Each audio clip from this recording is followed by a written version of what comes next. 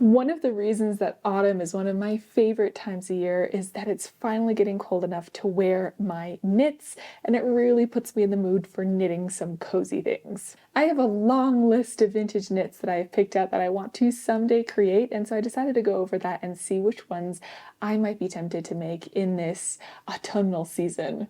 It has been a little unseasonably warm, but finally in the last few weeks it's really cooled off where I can wear my nice thick sweaters. Autumn is definitely a time of transitions though, so you do get some hot days, some cold days, so I think one of the most perfect things to talk about first are some accessories. The one that I would love to make is this hooded scarf. I like the combination where it's a scarf that you could throw on, which is really nice when it's cold outside, but if you need a little extra warmth, you've got a hood attached to your scarf. I've seen some really cute scarves where you maybe have like pockets on the end to keep your hands in, maybe some have like hoods attached, but this one definitely kind of hits that like vintage, almost Dutch bonnet pixie style, and you've got a scarf that keeps your neck warm. That's my ears and my neck are always what get coldest when I'm out in cooler weather, so this is personally top of my list to make something in this vein for myself this fall and winter, especially because we have snows coming soon. I think this would be really nice to use on my morning walks that I take with Nutella. Future me jumping in here really quickly to say that I was actually editing this video and I just couldn't stop thinking about this hooded scarf. So while we're enjoying looking at some vintage fall knits together,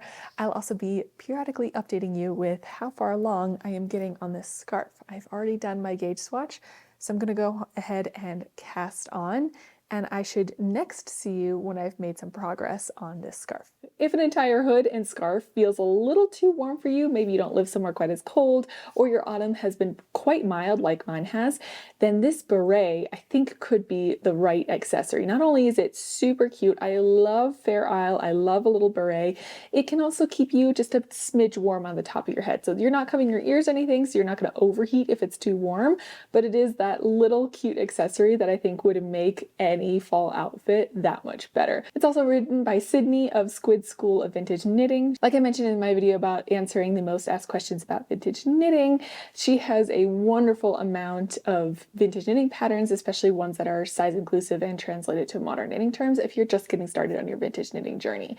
But this beret, I think Claude from Retro Claude knitted something very, very similar, and I loved how hers turned out, and she has a great tip of blocking on dinner plates. So there's so many things that I want to make. It's why I got knitting machines, but even with knitting machines, I still don't feel like I have enough time to make everything I ever want to. If you like the Fair Isle pattern of the beret, but that's not really your thing, then I think that this sweater might be for you. In the 1940s especially, Fair Isle patterns were very, very common for sweaters or jumpers out there.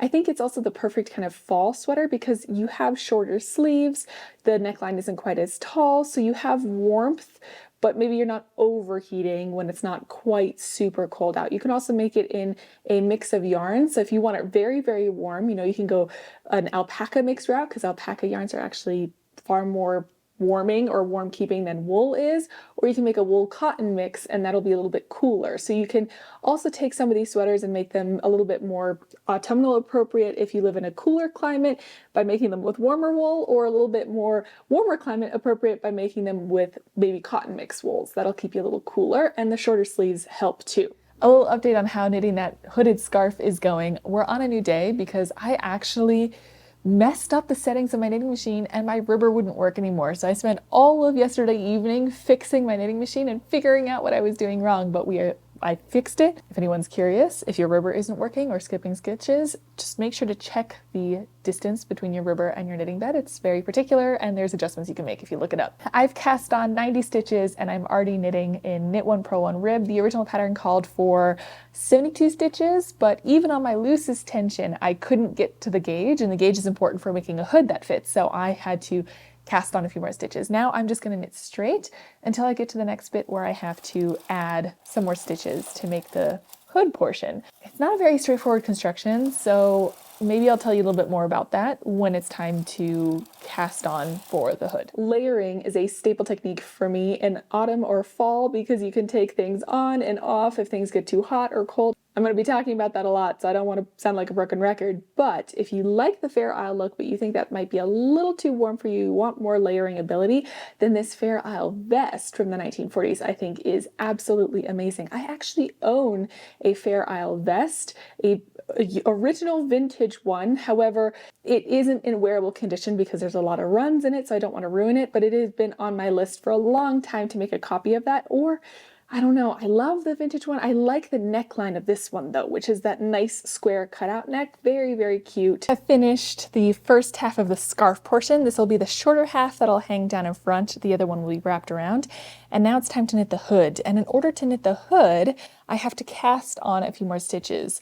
I'm going to do 30 stitches, which is more than the original 24, just because, again, my gauge is not quite as large as I could get it for the pattern. This is the biggest I can get it, with everything still semi-working on the machine. I had a few scary moments in knitting it, but so far we've been able to figure everything out, so I'm going to keep my fingers crossed that nothing's going to hop off here. So I'm going to cast on 30 more stitches, which means 15 on the main bed and 15 on the ribber. So I'm going to cast on and ribbing. I've never done that before, so I hope it goes well, and I hope I didn't just jinx myself. So I guess we'll see if that works. I have no idea if this is going to work. I just made this up in my head, so please cross your fingers for me that nothing is going to jump off of the machine right now when I go on this next pass.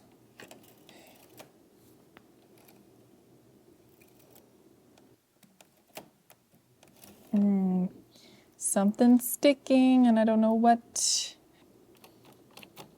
Oh, I'm worried. Oh no. I might have to do this row by hand.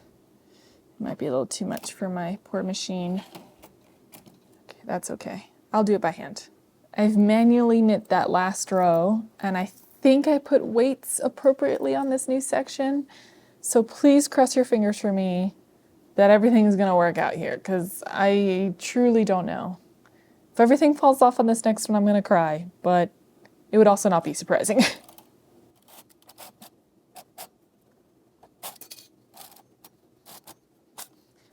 Okay, so that mostly worked. That's gonna be a little bit of a headache, so why don't we go back to some cozy fall knits, and then we will come back to some updates on where I am on this hooded scarf. If you like the idea of a vest, but you're not really looking to do anything fair isle or stranded color work, then we're going to go back to Sydney and one of her patterns, which is another knit vintage inspired vest. The Scarecrow vest to me looks like a very versatile piece. You're not doing color work, so it's a little bit simpler. You are doing a subtle pattern to it, but maybe this is something that you want to knit up a little bit faster than maybe, at least for me, color work is much slower than any other pattern work, except for maybe cabling.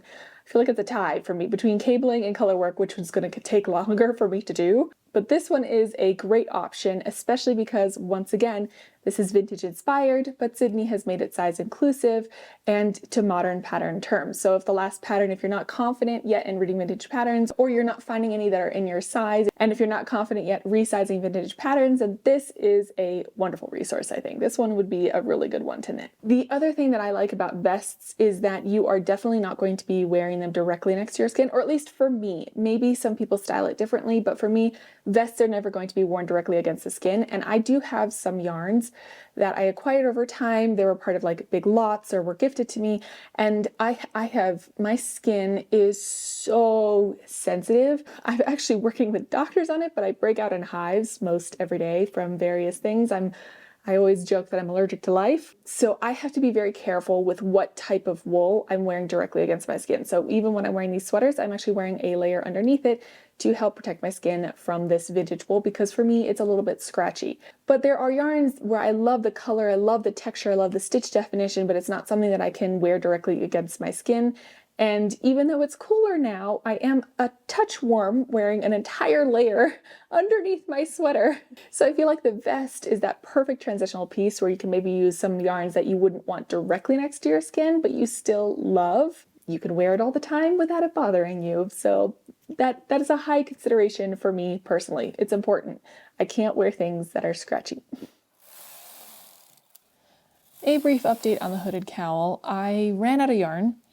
And so this is the last strand of the yarn that I have been using up here. And the closest I don't have any more of this mohair. I have more of the white, but not the mohair, is this Surrey alpaca. Okay, I'm gonna nix it on that choice because boy, is it not going through the machine very nicely. So I'm just gonna have a random stripe in there, and I'm gonna move on to a completely different color of mohair. you live, you learn, you try out things, they work, they don't. This piece is going to be a little abstract, and I'm okay with that. And maybe it's put you into a bit of a cozy, crafty mood. So I think I have something for you for that. One last stuff that I want to throw in there for those of us who are like, yeah, vests are nice, but my neck always gets cold, and I don't really want to wear a scarf. Like, that's a little too many layers. But a full sweater, it's like too much. It's not exact. So I found this one for you from the 1950s. It's even a free pattern. Again, it comes in limited sizes. So if it's not one of your size, then you have to be a little bit confident in resizing. Although I did mention in my most asked vintage questions video what resources there are to resize vintage knits if you're confident enough or adventurous enough to take that on. But this one is one that I think I would like to do, because I'm sometimes the person who, when I'm outside and I'm wearing like my coat or a light jacket in the fall, I don't want to wear an extra scarf in the autumn time because that's just too many accessories and I have lost too many scarves. I just take them off, stuff them in my pocket or something, and then they are gone. I don't know how I do it. I lose so many things, unfortunately. But wearing a full sweater with a turtleneck is way too hot. So this vest turtleneck combination seems like the perfect thing for those of us who want a little bit extra warmth in the neck area, but without the extra heat of full sleeves. So like this, again, we're talking transitional seasons, hot and cold, multiple options. This is another one where I feel like I could really knock it out on my knitting machine. So this is a top contender for me to make on my knitting machine next. Fantastic news! We are done with the hood portion, which means that the 30 stitches we cast on right over here on the right hand side, we now can cast off. And then the rest of the time we'll be working on the other scarf end, the one that'll wrap around my neck when I'm wearing this hooded scarf. I think what's interesting is I can actually show you the color change down below, and I thought I wouldn't like it, but I actually kind of love it. I feel like maybe it was a very happy accident. So you tell me what you think, but the next step is to cast off some stitches and then keep knitting on the other half of the scarf. Something that I brought up a few times already is that I think that layering in the fall is really, really useful, so that if it gets hotter during the peak time of the day, you can take some layers off. If it gets warmer, then you can put some on. So I think that some knit jackets might be in order. Of the earlier years in vintage knitting, the jackets are made with like fingering weight yarns, which is teeny tiny. So I've picked out some where you're not going to have to knit for a year and a half to finish a coat or a lightweight jacket. The first one is this 1950s, I would almost call it like gingham style jacket. It's super chic and stylish in its lines. It's got a chunkier gauge, chunkier yarn, but it's shorter in the body. So you're not going to have like a full length coat or jacket. So I think that this is for me, shorter coats and jackets are the right thing for autumn and not like full on snowy season. I could see myself pairing this with that scarf and hood combo as well to keep myself warmer on the days where it gets chillier.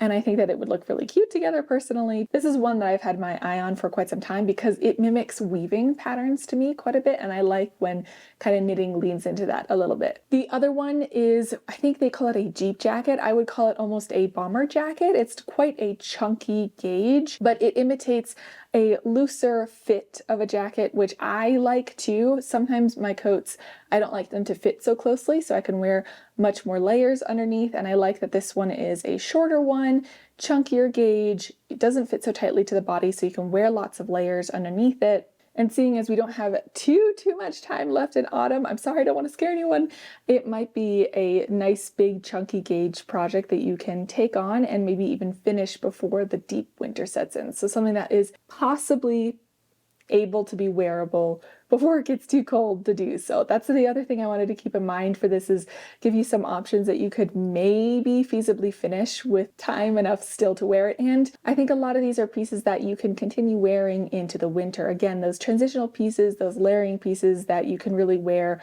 for a good long amount of time. Again, my interest is historical, antique, vintage knitting patterns, but I think a lot of these are still very wearable today. Even if you aren't someone who dresses full vintage every single day, I think these are beautiful one-off pieces that you can fit into your wardrobe and your rotation to keep warm and cozy and fluffy on these chiller days. Here is what my hooded scarf looks like off of the machine.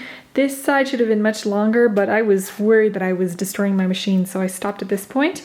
Now what's going to happen is I'm going to fold it in half right here, like that.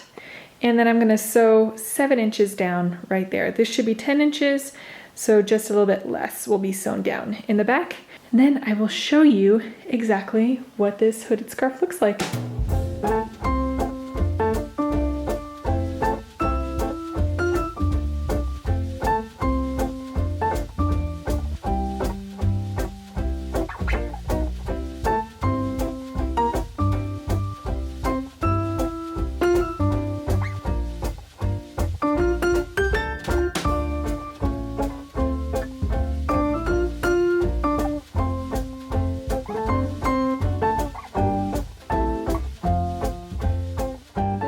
Interest and you want to know a little bit more about vintage knitting, then I have this video right here for you where I answered the most Googled questions about vintage knitting. Thank you so much for deciding to spend some of your precious time with me today. If you want to see more about vintage and historical knitting, feel free to subscribe, and I will see you again very, very soon. Bye!